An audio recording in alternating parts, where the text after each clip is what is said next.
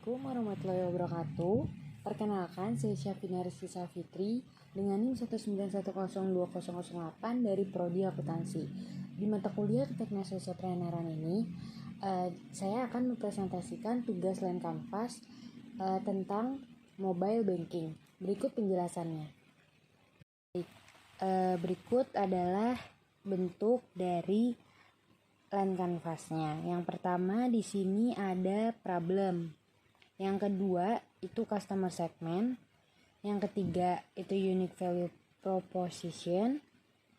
Terus yang keempat ada solution. Yang kelima channel. Yang keenam revenue stream. Yang ketujuh cost structure. Yang kedelapan key matrix. Yang kesembilan unfair advantage. Ya, di sini yang pertama ada problem, di mana problem utama yang ingin diselesaikan pada mobile banking atau m-banking ini adalah yang pertama, malas keluar rumah dan juga malas untuk lama-lama mengantri di depan mesin ATM. Di masa pandemi seperti ini, memang sudah harus dijadikan suatu kebiasaan untuk kita seluruh masyarakat untuk menjaga jarak. Oleh karena itu, m-banking dapat digunakan dan juga dapat menjadi suatu kemudahan untuk setiap masyarakat dalam bertransaksi, khususnya tetap mematuhi protokol kesehatan. Nah, untuk existing alternatif yaitu di sini menggunakan m-banking. Kedua, ada customer segment, di mana siapa aja yang menjadi segmen pelanggan kita. Nah, untuk mobile banking ini sendiri, untuk customer segmentnya itu adalah biasanya digunakan dan emang ditujukan oleh dan untuk mahasiswa hingga pekerja. Nah, untuk early adopternya, siapa yang akan menggunakan produk kita di awal, yaitu biasanya m-banking ini digunakan usia, yaitu dari remaja hingga dewasa. Yang ketiga, ada unique value proposition, di mana apa sih keunikan atau bedanya dari yang lain.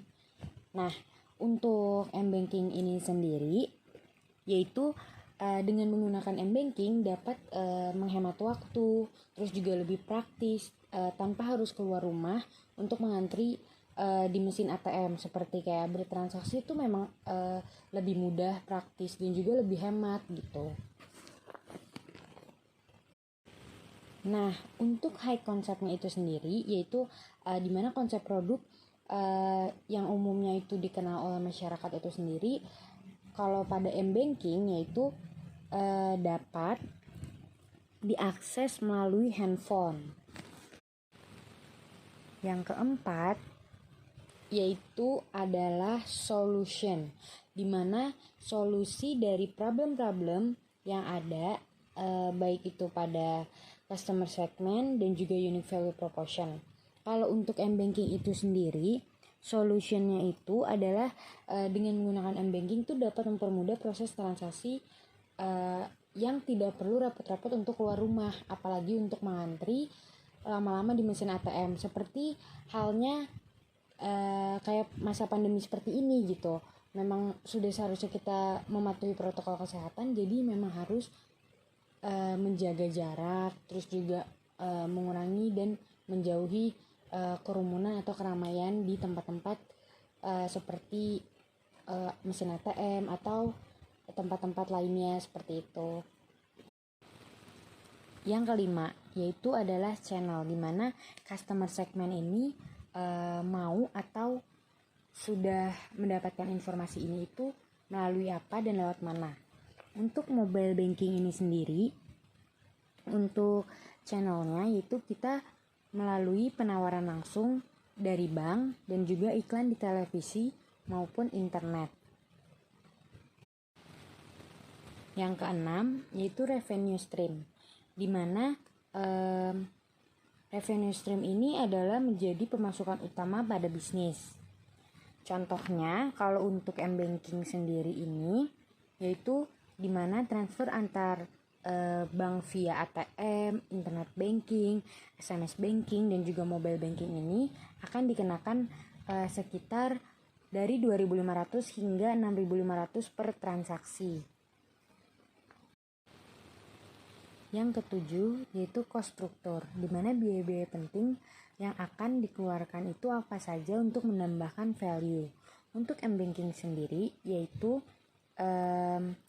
cost strukturnya pada biaya server, yaitu sekitar puluhan hingga ratusan juta.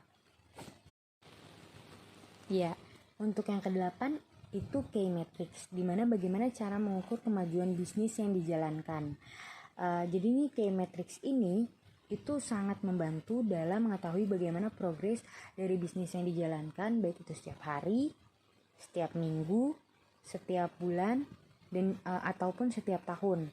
Untuk m-banking ini sendiri, cara atau bukan cara sih ya, tapi lebih tepatnya key metrics-nya pada m-banking ini yaitu semakin banyaknya pelanggan yang menggunakan m-banking.